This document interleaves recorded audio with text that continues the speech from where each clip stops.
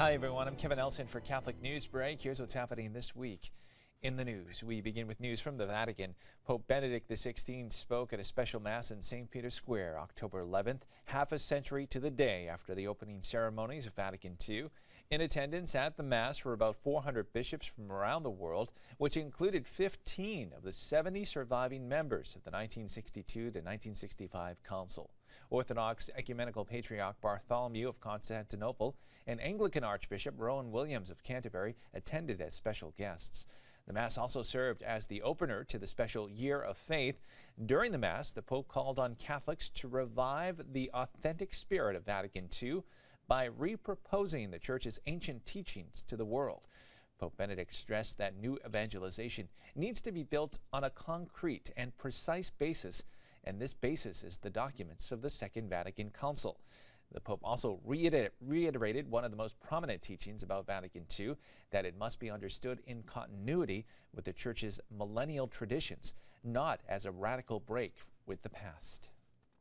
In news from around the country, the Year of Faith is officially underway, as well as the Synod taking place on the new evangelization at the Vatican.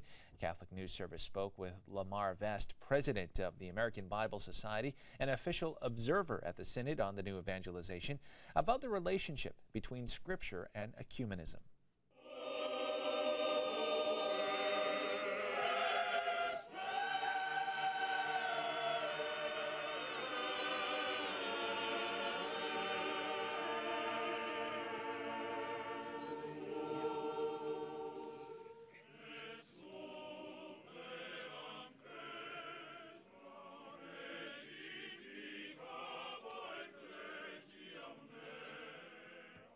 The Bible is foundational to all of those who claim to be followers of Christ, because we see the Bible as being a living book which brings people to understand who Jesus was.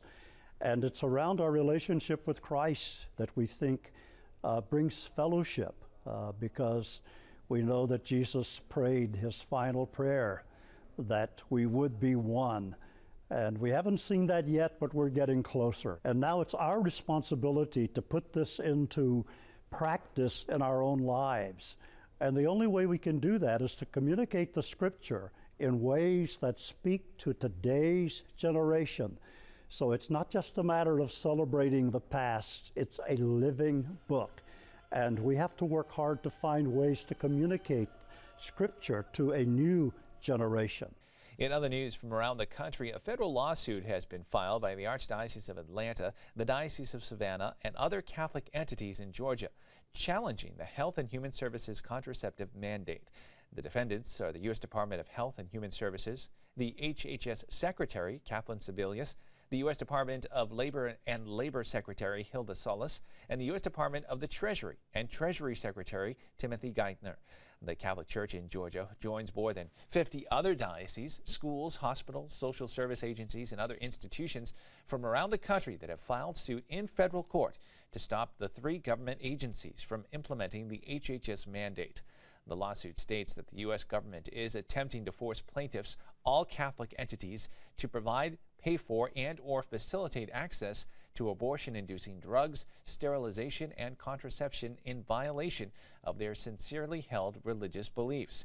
Atlanta Archbishop Wilton Gregory said the lawsuit was necessary for the Archdiocese because of the high stakes involved in the issue. He said the unchallenged results of the HHS mandate would require people to compromise or violate their religious and ethical beliefs. More news now from the Vatican. With the Synod of the New Evangelization underway in Rome, many are hoping the Synod will address the use of modern technology in the new evangelization. Catholic News Service has more.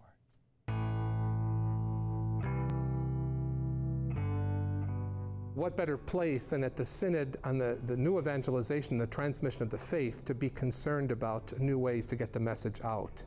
We're not only talking about a new strategy, some new dynamic, but the new world in which we're living is the world of social communications. And this world requires rethinking how we communicate that message.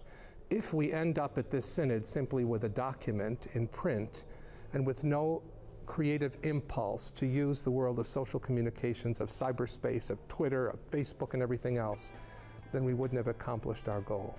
And what I'm very happy to see at the Synod and the New Evangelization is how many bishops, how many experts, how many people here are aware of that now, and they know that this is the new frontier.